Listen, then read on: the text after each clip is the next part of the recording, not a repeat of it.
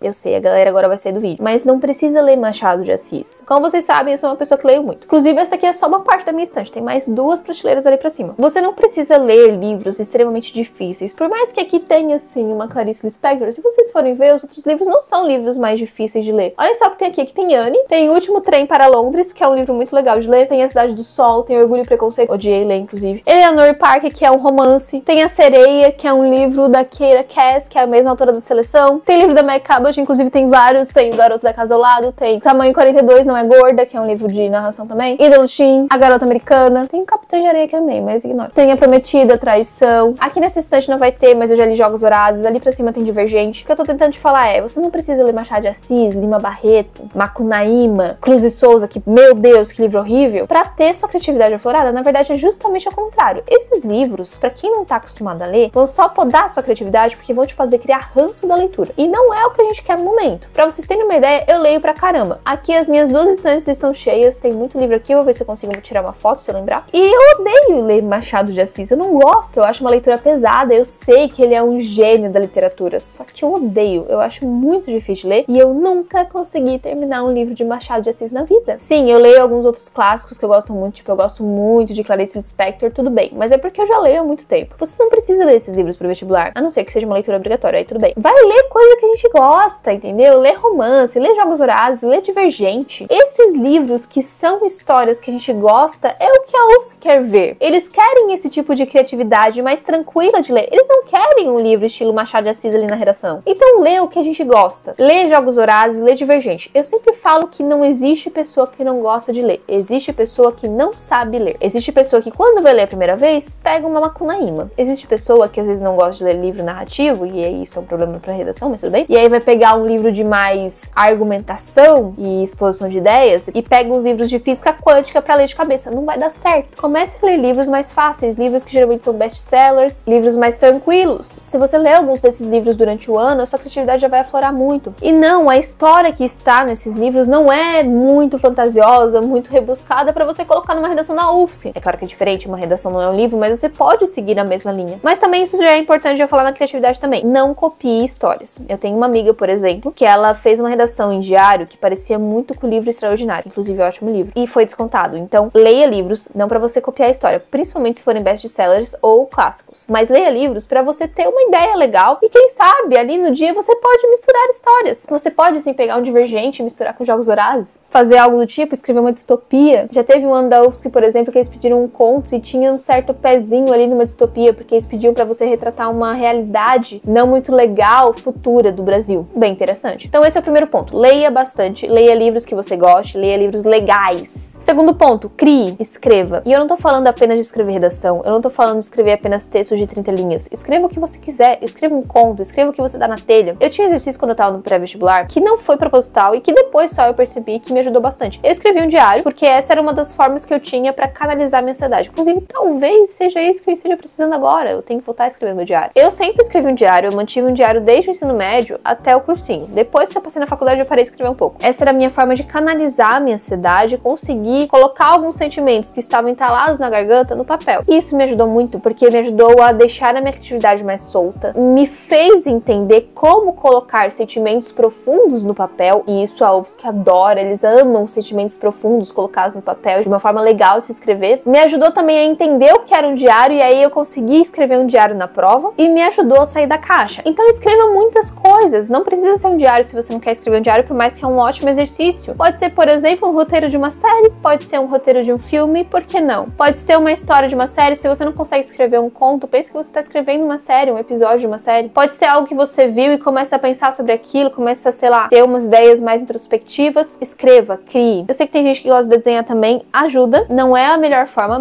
é escrever mesmo, mas se você não consegue escrever, pode começar desenhando, que não tem problema nenhum. Coloque a sua criatividade pra fora. Vamos pular agora pra criticidade. Outra coisa que a UFSC ama, críticas tóxicas. De novo, um tópico que vai ser bem polêmico. Eu vou pedir para você desassociar a minha pessoa desse vídeo. Eu apenas estou tentando fazer você passar no vestibular. A UFSC ama críticas. Eles não gostam muito de pessoas que falam algo do tipo, a vida é assim, tá tudo bem. Eles querem que você seja crítico. Independente do lado que você esteja defendendo, você tem que aprender a ser crítico. E não é uma crítica mais velada como é no Enem. Como eu falei, no Enem a gente tem que dar as mãos e decidir que a culpa é do Estado. Na UFSC não é assim, não é dar as mãos. É pegar um porrete e falar, a culpa é do Estado. É mais ou menos isso. Então, por exemplo, se no Enem você quisesse falar que a sociedade é machista, você ia falar assim, a sociedade com as suas raízes históricas que menosprezam a vivência da mulher na sociedade. Parece muito Enem. Na UFSC, se você colocar isso, eles vão te dar um 0. Eles querem que você escreva com todas as palavras, a sociedade é machista. Então pode usar essas palavras. O que não pode usar é palavrão e palavras de baixo calão. Mas outras palavras mais críticas, mais fortes, mais, não tanto pesadas, mas mais pesadas, você pode usar. Machista, sexista, racista, sei lá, homofobia. Depois eu vou ler uma redação aqui no final e aí eu vou explicar mais pra vocês, porque agora eu não tô pensando muito de cabeça. Mas essas palavras você pode usar e você tem que ser crítico. Tem muita gente que vem me mandar um direct no Insta e não sabe muito bem como ser crítico na prova da UFSC. E eu vou falar uma coisa que eu sempre falo pra essas pessoas, eu peço que você não me julgue e eu tô tentando te ajudar de novo. Eu quero que você pense naquele domingo, almoço de família, e chega aquele seu familiar chato, que só sabe falar sobre política, independente de qual lado seja. Claro, na prova você tem alguns lados que você tem que seguir. Vai ser muito difícil, por exemplo, a UFSC dar liberdade pra você fazer, sei lá, uma redação antivacina. E você pode ter um familiar antivacina. Só que eu quero que você pense na ideia de falar do seu familiar e coloque isso no papel. Pense naquele familiar chato e faz uma redação parecida. Uma redação extremamente militante, em que você expõe a sua ideia com muita fervorosidade, de forma bem clara, explícita e bem intensa. Eu acho que essa é a palavra. Como eu falei, nem sempre você vai conseguir seguir a linha que o seu familiar segue, porque a redação da UFSC, ela vai te dar a linha que eles querem seguir. Mas nesse caso, você vai pegar a ideia da fala do seu familiar e vai jogar na redação. Mais ou menos isso. Se você estiver escrevendo e começar a pensar, caramba, eu acho que eu passei dos limites, continua que você tá no caminho certo. Claro que não é bom passar dos limites. Só que o fato é que, como a gente tá sempre muito acostumado com a redação do Enem, quando a gente começa a ser mais crítica, colocar mais ideias fortes no papel, a gente acaba travando um pouco. Não trave, você tá no caminho certo. Claro que críticas muito muito ácidas a uma pessoa em específico, talvez não seja muito bom. Eu não sei se seria legal você colocar, por exemplo, um hashtag fora Lula na redação, ou seja lá o presidente que esteja no poder. Mas você pode sim criticar o presidente, você pode criticar o governo, os governantes, não tem problema nenhum. Só que quando for a pessoas específicas, tente não ser tão ácido, mas ainda assim você tem que deixar a sua opinião explícita e falar claramente o que você pensa de uma forma intensa. Mas claro, nunca deixe de seguir os direitos humanos, pelo amor de Deus. Outra coisa que ajuda muito na criticidade da redação da UFSC é utilizar figuras de linguagem. Uma vez eu li uma redação da UFSC sobre o agronegócio, se não me engano, era também uma carta. E eu acho que a pessoa tirou 9 ou 9,5 ou algo do tipo. E ele usou uma metáfora que eu achei muito legal. O autor falou, quase com essas palavras, que o agronegócio era regado com o sangue dos trabalhadores. Essa figura de linguagem ficou uma crítica muito legal. Foi uma figura de linguagem muito bem aplicada, que eu li e eu pensei, meu Deus, que criatividade. Então, se você quiser utilizar figuras de linguagens nesse naipe para ser crítico, vale também, não tem problema nenhum, é muito legal. Claro que tem essa liberdade das figuras de linguagem serem mais conotativas ou não, que vai depender do gênero. Se você for fazer, por exemplo, uma reportagem, talvez você não possa ter tanta criatividade, liberdade numa figura de linguagem assim. Só que você também vai poder utilizar figuras de linguagens adaptadas para aquele gênero. Então você pode utilizar e é muito bem visto pela UFSC. Então estuda figuras de linguagem, aprende a fazer uma boa metáfora, aprende a utilizar esses recursos da literatura ao seu favor. E claro que para treinar a sua criticidade, se para treinar a sua criatividade era ler textos narrativos, para aumentar a sua criatividade é ler textos argumentativos. Você pode ler, por exemplo, tem colunistas na internet que tem textos muito legais para você ler, você pode pegar nos jornais, que eles fazem textos muito críticos. Textão na internet é complicado, é polêmico, pode ler? Pode, mas lembre-se que a internet é meio terra de ninguém, e você colocar, por exemplo, um burro no meio da redação talvez não colhe muito bem, e você vai ver isso em textões da internet. Mas você pode ver sim alguns textões da internet. Lembra também que talvez, eu nunca escrevi textão, eu não sei como é que é textão, talvez tenha nas cartilhas, já vou falar sobre isso, pode ser que tenha. O textão, na internet, de fato, não existe gramática, ninguém liga pra gramática na internet, mas na redação da UFSC não é muito legal. De novo, tem que pegar um textão pra ler, é importante. Mas leia esses textos porque te ajudam a ter uma ideia melhor. Sobre ler redações já vamos chegar lá. Originalidade, isso aqui é meio parecido com criatividade, mas eu vou separar pra você entender. A originalidade que eu tô tentando falar aqui é o que vai fazer o corretor entender que o seu texto, ele é um texto diferente de uma pessoa mais intelectual, sem chegar no rebuscado do Enem. São artimanhas gramaticais que a gente utiliza pro corretor ler e pensar, caramba, que pessoa inteligente, que deixam o seu texto diferente da maioria, diferente do texto do povão, deixam o seu texto mais original. Eu vou tratar aqui de 3 aspectos gramaticais que você pode aprender a usar e colocar no seu texto que são muito interessantes. O primeiro deles é ponto e vírgula. Ponto e vírgula é complicado porque todo ponto e vírgula pode ser substituído por uma vírgula, mas nem toda vírgula pode ser substituída por um ponto e vírgula. Se você usar, o corretor vai chorar se você usar corretamente. Então, se você quer usar ponto e vírgula, aprende, estuda muito, vê as regras gramaticais. Dos 3 pontos que eu vou te dar aqui, o ponto e vírgula é o mais difícil, mas eu tô falando isso porque eu sei que tem gente que já sabe usar. Nesse caso, usa na sua redação porque o corretor vai amar. Mas se você não souber usar e não estudar, não usa, porque tem altas chances de você errar. Segundo ponto, travessão. Travessão também é muito importante, é mais simples de usar do que o ponto e vírgula, também é muito legal de você colocar na sua redação, é bem mais interessante do que, por exemplo, parênteses e aspas. Por mais que eu vou dar agora uma dica também que usa parênteses, mas é outra coisa. Travessão, ele é mais diferentão. Então, aprenda a usar a travessão também, que também pode ser uma artimanha se usar ali na redação. E esse terceiro aqui eu amo, era o que eu sempre usava na minha redação, toda a redação eu colocava, porque ele não é conhecido e é uma ótima forma de você dar ênfase no seu texto e mostrar para o corretor que você sabe de umas certas artimanhas gramaticais que nem todo mundo conhece. Só que é meio difícil de explicar, vou tentar. Nesse tipo de artimanha, a gente coloca entre parênteses uma parte da palavra. Essa parte da palavra geralmente é um prefixo, então é algo que vem antes e tem uma regrinha para isso ser usado. Primeiro, se você ler a palavra sem o parênteses, a palavra tem que existir. E se você ler a palavra com o parênteses, ela tem que existir também. Então, por exemplo, você pode escrever desrespeito. Desrespeito é uma palavra que existe. E você pode colocar um parênteses no des. Pra que serve isso? Você tá dando mais ênfase no des. Então, a palavra certa a ser lida continua a ser desrespeito. Só que é como se você estivesse falando assim, ó, um desrespeito, entendeu? É meio que uma ênfase aumentada. Muito fácil de utilizar, muito legal de ser utilizada, mas você tem que lembrar que você tá dando uma ênfase naquela palavra. De novo, regra para ser usada, desrespeito existe e respeito também. Não dá pra você colocar, por exemplo, suicídio. Ele coloca um parênteses no suicídio, não existe. Não dá pra você colocar em, sei lá, destituição e ele coloca no des também, porque a galera adora colocar isso no des, mas não é em toda palavra que dá de usar. O des geralmente é um prefixo que pode ser tirado, mas não é sempre. Destituição, por exemplo, instituição que eu saiba não existe, então não dá de usar também. As palavras, elas têm que existir com parênteses e sem parênteses. Então, palavras que dá de usar incondicionalmente, colocar no in ali, porque condicionalmente existe também. Ó, pensei em desamor agora, desamor não existe, então não coloca. Agora, desanimar, difícil de colocar isso numa crítica, mas dá de usar, porque animar existe. Vou colocar aqui na tela outras palavras que podem ser utilizadas. usados. Eu amava usar isso porque quando você entende como funciona, é muito fácil de ser usado e dá uma ênfase no seu texto que é difícil de ver. Então o corretor vai amar que você utilize isso. Agora eu vou ler redações. Agora eu vou falar um pouquinho sobre ler redações. Ler redações é muito importante. E é importante você ler redações de pessoas da medicina, porque há quem diga, eu não sei se é verdade, mas há quem diga que corretores que corrigem as redações da medicina geralmente são mais criteriosos. Se é verdade, não sei. Agora, por via das dúvidas, vamos pegar a redação da galera da medicina. E é muito fácil de você pegar. Se você for nesse Insta aqui, tem cartilha desde, se não me engano, 2020. Então já tem no mínimo umas 4 ou 5 cartilhas ali. Eu acho que é 2020 ou 2019. Galera que já passou na UFSC Floripa e que tirou redações de notas altas. Lembrando que o processo para entrar na UFSC Araranguá, até 2023 não era o mesmo. Agora passou a ser o mesmo, então eles também têm as mesmas redações para fazer. E antes também era só um vestibular no meio do ano, que depois foi abolido, mas era um vestibular no meio do ano. Então por mais que a nota de corte lá seja menor, e se você quer passar em Floripa, sua nota de corte tem que ser maior que Araranguá, as redações deles também tem muita nota alta, então também é muito legal de você pegar para treinar. Leia aquelas redações, você vai ter ótimos exemplos. Leia focando no que eu te falei nesse vídeo aqui. Leia entendendo como é que foi usada a criatividade, a criticidade, a originalidade, também como é que o gênero é escrito. Claro que também vai ter dissertações ali no meio, você não vai estudar dissertações que não vai voltar a cair. E se voltar a cair, eu não recomendo que você escreva, mas pros gêneros é bem legal de ver as redações. E eu vou ler aqui pra vocês uma redação minha, que é o meu diário, que eu tirei 9. Tá numa letrinha.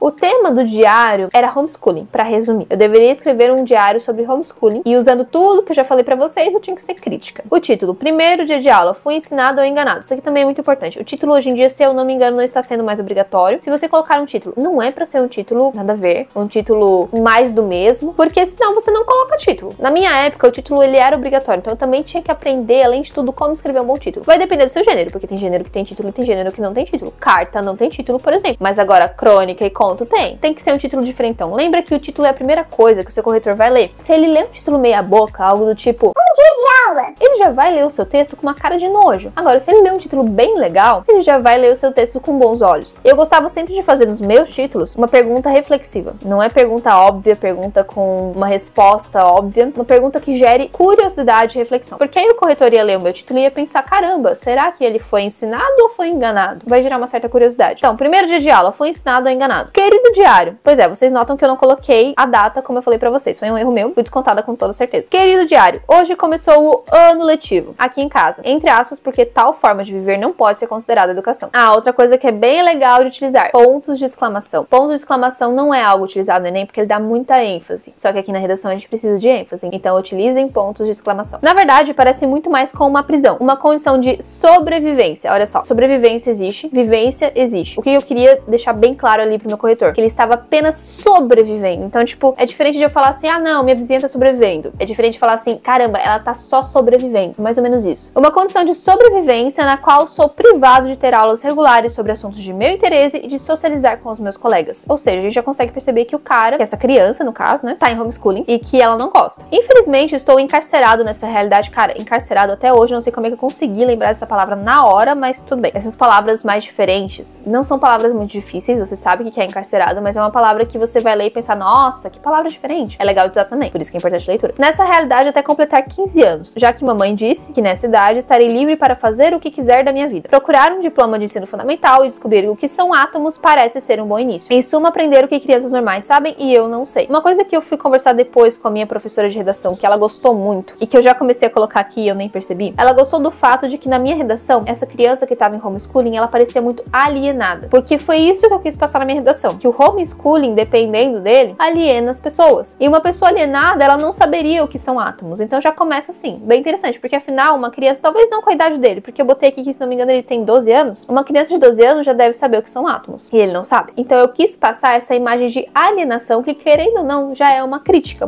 mais velada, mas é uma crítica que fala assim, olha só, o homeschooling, ele vai alienar as crianças. Inclusive, se eu não me engano, essa redação era justamente esse o ponto que a UFSC queria. Eu acho que até eles deixaram um pouquinho mais livre do que em outras redações, que eles deixam bem clara a opinião deles, mas um dos textos era bem contra o homeschooling, e eu segui por essa linha porque eu achei mais segura. As aulas começaram às 9 horas em ponto, logo após o desjejum e os serviços domésticos, os quais fui obrigado a realizar apesar de serem insalubres para uma criança de 12 anos. De acordo com o papai, servem para edificar meu caráter. Gostaria de saber qual parte dele foi afetada quando esfreguei os banheiros. Mamãe leu comigo trechos do livro Por que Gênero Importa e me alertou sobre os perigos da doutrinação da esquerda e da ideologia de gênero. Quando perguntei a ela se essa não era uma visão preconceituosa e deturpada do que alguns chamam de liberdade, minha progenitora declarou que eu já estava sendo enganado ao pensar desse jeito e, sob meus protestos, me deixou sem celular. Errei ali um ponto de interrogação, mas eu passei um traço em cima. Quando você errar, passa só um traço, não coloca entre parênteses, porque, como eu já te falei, parênteses é pra dar ênfase, então você vai estar dando ênfase no seu erro. É só passar um traço. Eu só vou deixar claro que não necessariamente a sua redação tem que ser sobre a sua opinião. Às vezes tem que ser sobre a opinião da banca. Foi o que aconteceu aqui. Eu acho que homeschooling é algo muito mais profundo que deve ser discutido do que essa redação aqui. Eu quero deixar isso claro, porque essa aqui é só uma redação que vai te fazer entrar. Não necessariamente é uma discussão sobre o assunto. Só pra deixar claro, pra ninguém me xingar nos comentários. Também não necessariamente é a minha opinião. Durante a tarde, papai me ensinou geopolítica. Tive aulas das quais não consegui reter nenhum pingo de conhecimento graças à péssima didática. Outra coisa que eu queria também deixar bem claro nesse texto era que não necessariamente no homeschooling os adultos que estão ensinando vão ter uma boa didática. Durante 2 horas, meu pai leu slides repletos de textos com letrinhas miúdas e passou umas 3 falando sobre um assunto em um linguajar que eu duvido que seja português. Ou será que inflação, PIB e IDH são em latim? Estou sem meu celular para pesquisar, então acredito que continuarei sem entender ciências humanas. Mais uma vez, eu querendo destacar aqui o fato de que ele era meio alienado. Antes de continuar, como era um texto mais de diário, era um texto mais criativo, então eu poderia deixar de lado uma criticidade mais clara, mais direta, como eu falei pra vocês, que é mais possível de se fazer num texto narrativo. Não significa que eu não fui crítica, mas é uma crítica mais adaptada a essa narratividade, uma crítica mais velada, que sim, é mais encoberta, não é um estilo Enem, como vocês puderam notar, só que é uma crítica mais criativa. Após as aulas, sentei na frente do portão para esperar Clarinha voltar da escola. Esse C aqui ficou parecendo um parênteses, mas tudo bem. Meus pais não gostam muito desse contato, dizem que ela irá me infectar com o vírus maligno da doutrinação, mas Clarinha é a única amiga que eu tenho. Ela me contou que tinha começado a aprender sobre o período colonial. O que será isso? Será um momento em que as pessoas só comiam queijo da colônia? Mais uma vez eu querendo passar que ele era alienado. E a escravidão no Brasil. Fiquei feliz em poder contribuir em um assunto que eu tinha estudado. Porém, ao relatar que a escravidão não era tão terrível quanto dizem, pelo menos de acordo com a minha mãe, Clarinha fez uma careta e falou: "Que horror, Pedro! Até parece que você não lê as barbáries que aconteciam naquela época." Bom, ironicamente eu nunca li mesmo. Clarinha já deve ter sofrido a lavagem cerebral que meus pais contam. Bom, diário, vou ter que parar de escrever. Minha mãe me mandou ler um artigo de 100 páginas sobre a mentira do feminismo e tenho exatas 2 horas até ir dormir. Além disso, vou implorar para papai me ensinar o que são juros, já que Clarinha também não parava de falar nisso. Até amanhã. Como eu disse, você tem que adaptar a sua redação ao que a banca quer. Eu adaptei ao que a banca queria. Essa redação aqui eu tô lendo porque ela não tá em nenhuma cartilha. Eu não coloquei ela em nenhuma cartilha porque afinal eu não passei pelo vestibular. E esse vestibular aqui foi do meio do ano, na época em que não tinha mais, se não me engano, vestibular pra medicina no meio do ano. Foi o primeiro ano que não teve mais. Então essa redação não ia pra cartilha nenhuma. Eu perdi a minha redação de carta, perdão. Mas aquela redação não ficou tão boa assim. Mas enfim, o que eu quis passar com essa redação aqui foi, primeiro, e talvez seja interessante você passar isso na sua redação também. Os gêneros narrativos, eles admitem uma maior criatividade, em que você pode partir para um extremo criativo. Eu fui para um extremo aqui de uma criança que é totalmente alienada, não tem visão de mundo nenhuma, tem um estudo tão ruim que ela não sabe coisas básicas, como por exemplo, o que é um período colonial, ou então o que é PIB, IDH e juros, que diz que a escravidão não foi tão ruim assim. Se vocês notarem, esse texto é tão absurdo que você vai ler e vai pensar, caramba, é bem difícil que uma criança hoje em dia tenha um pensamento desse. Então eu parti para um extremo que talvez não exista na vida real. Só que foi justamente com esse extremo que eu quis evidenciar o que num universo paralelo o homeschooling pudesse se tornar, caso fosse feito de uma forma errada. Você pode utilizar dessa artimanha se você for para um texto narrativo. Vá para um extremo e mostre nesse extremo o que você não quer que aconteça, o que você acha que é ruim se acontecer. E nesse gênero narrativo, você pode fazer umas críticas mais floreadas, mais adaptadas ao gênero, que é diferente de um gênero mais argumentativo, que tem que ser bem direto o que você está pensando. Aqui eu deixei mais velado, porque é um gênero que exige mais criatividade. E aqui vocês puderam ver que teve tanta que agora eu tô lendo e pensando, meu Deus, como é que eu pensei nisso na hora? Às vezes acontece isso. Eu vou deixar um PDF da minha redação aqui embaixo na descrição, se você quiser imprimir pra analisar. Como faz muito tempo que eu saí do pré-vestibular, algumas coisas que eu usei na época, eu não vou saber analisar de uma forma tão aprofundada. Talvez se você levar pro seu professor, para ele fazer uma análise em cima, ou até você que está estudando redação no momento, que acabou de ver meu vídeo, já tem algum repertório, leia essa redação e analise com mais calma, que eu sei que você vai tirar muito proveito dela. E sim, professores de redação que estão vendo meu vídeo, eu autorizo vocês a utilizar essa redação nas suas aulas, não tem problema nenhum, podem utilizar. E antes de terminar esse vídeo aqui teve perguntas, então vamos responder algumas das perguntas que me mandaram no Insta. Lembrando que, se você quer mandar perguntas na caixinha para eu responder aqui nesse vídeo, em vez de ficar mandando comentário, me segue lá no Instagram, porque de vez em quando eu abro caixinha. O meu namorado comentou sim!